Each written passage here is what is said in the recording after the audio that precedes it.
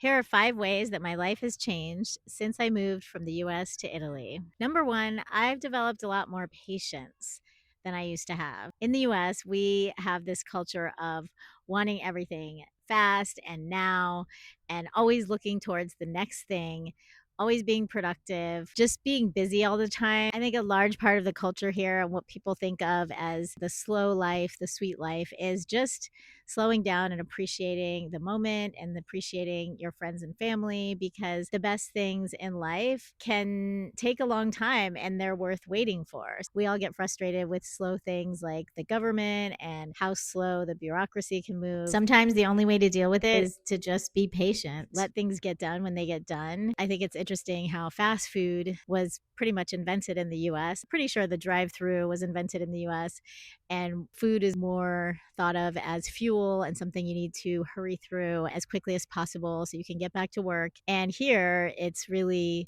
sort of the opposite. It's like you want to hurry up and get your work done so that you can spend plenty of time enjoying your food and enjoying the company of whoever you're eating with. It's not surprising that the slow foods movement started in Italy. It's based on the idea of sustainable farming, and I think it really shows how much Italians really care about food, from knowing where their ingredients are coming from and how every dish is prepared. And yes, it makes the process of cooking a lot slower, but that's kind of the point, because it's not just about the eating, it's about appreciating your family, your friends, the people that you're eating with. So as much as I appreciate convenience culture, and sometimes I miss that, there's a beauty to the slower culture. And I think I've developed more patience to adapt to that. And all of these things I'm talking about are, you'll see how they're somewhat related. Number two is I am so much healthier here. I feel so much better, both physically and mentally. Part of that is, the lower stress levels of not feeling like I have to go, go, go all the time and be productive all the time. Also, physically, I know it's a little bit of a cliche. I've heard a lot of Americans say when they're on vacation in Europe, they feel so much better. Their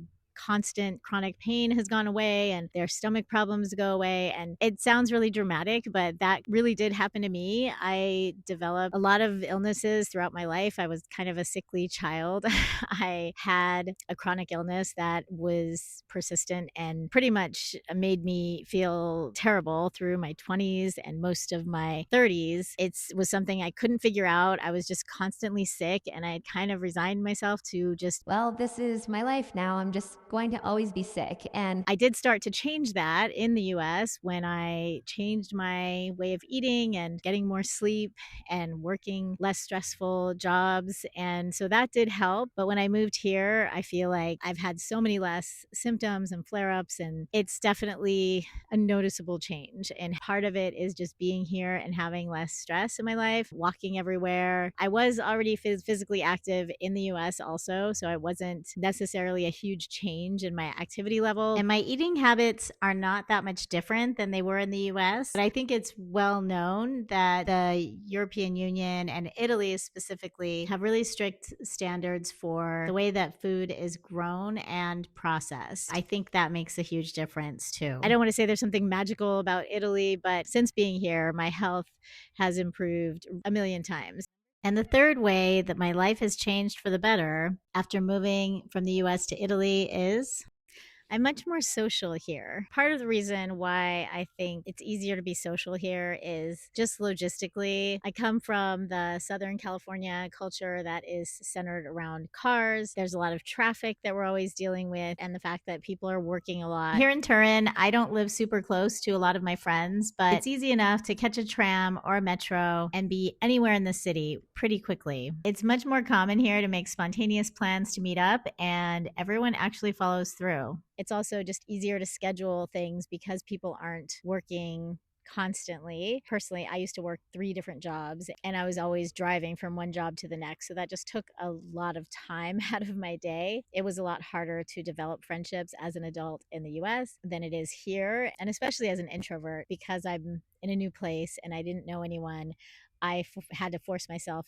to get out there and build friendships and build a community. You absorb the culture of your environment. Like I said previously, people prioritize their meals over work. Along with that is prioritizing spending time with friends and family, being active, enjoying nature. In fact, I think it takes more of an effort to not be social in Italy. So, whether that one's specific to being in Italy or moving abroad in general, I think it's a little bit of both. I think that that's an improvement on my old lifestyle, just going to work, coming home, and every once in a while take advantage of my free time to do some social activities. Number four is I've learned to let go of perfectionism and just to embrace the messiness of life and making mistakes and feeling stupid, because nothing makes you feel dumber and less perfect than trying to learn a new language. I definitely took longer than I thought I would to really become fluent in Italian. I had taken a couple of years of Italian back in college. I did have a good base to go on when I arrived, but what I realized is that as an adult, if you don't already know a second language, you don't just learn it magically by hearing it all the time like babies do. You really have to practice and be willing to make mistakes and be willing to be bad at it. And as someone who's kind of a perfectionist, it's intimidating. It was really hard, and having to just navigate a lot of daily life things by myself and bureaucracy, government bureaucracy, it really forced me to just get over the fact that like I'm not going to pronounce everything right. I'm not going to always be understood, and I just have to try anyway because there's no one here to do it for me. A lot of people in who move to other countries, they move with partners, they have friends, they have relatives to help them, and I didn't have anyone. So that Italians don't like to do business over email. They're very much about talking on the phone or in person. In the early days, every time I had to make a phone call, I would script out exactly what I was going to say, word for word, but that rarely works out in a real conversation. But I have learned a lot since then, and I feel like my Italian hasn't. I still have a long way to go. Be willing to go through the messy mistakes and just do it anyway, even if it's scary, even if you don't think that anyone will understand you. You just have to get out there and do it anyway. And so moving to another country really humbles you in that way for sure. So number five, it's a little bit superficial, I think, but I've noticed the change and I can't really understand why, except for the fact that I live somewhere else. I started dressing better and developing a sort of sense of style that I never had before.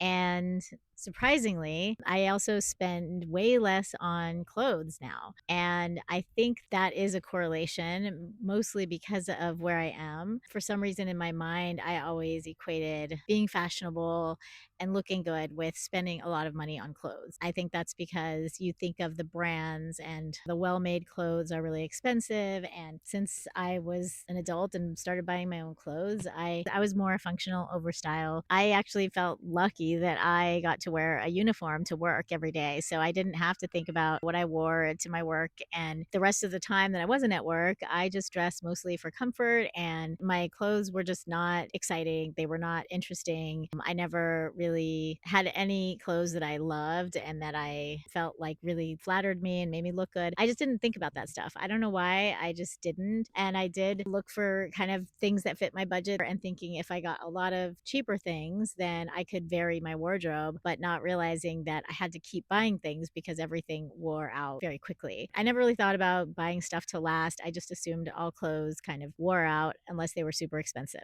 I want to blend in. I don't want to look like a tourist. I know people can tell I'm American, but I didn't want to be so obviously American. And I think part of that was my lack of style, because Italians are really fashionable. People are just so put together. I was like, wow, everyone looks really good. Their clothes are really fit well. People almost seem like everything is tailored to fit. I said, I know Italians are not all super rich. So I started shopping a little bit here. I had to buy a lot of clothes when I got here because I never had to really dress for season. I'm from Southern California, so the weather was pretty much sunny and warm most of the year. It did get a little cold, but I never had to dress for winter. One of the first things I had to do was buy winter coats. So that's when I started looking at the thrift shops and secondhand stores and even some local boutiques that fit my budget. I started experimenting with different looks and outfit ideas and just had fun with the process of building my new wardrobe piece by piece. So I started developing a style and found that I don't have to buy as many clothes because my clothes now, even the secondhand clothes, will last. I just am inspired by so many of the older ladies that I see, women in their 60s and 70s and 80s even, and they all look so good, and I want to be like that. But again, I think it's one of the good surprises of trying to blend into a culture that is known for just always being put together in style. So if you've ever moved abroad or made a big life change like this, leave a comment and let me know what are some ways that your life has changed for the better. And if you want to know more of my thoughts about the differences between life in the US and Italy, then watch the next video.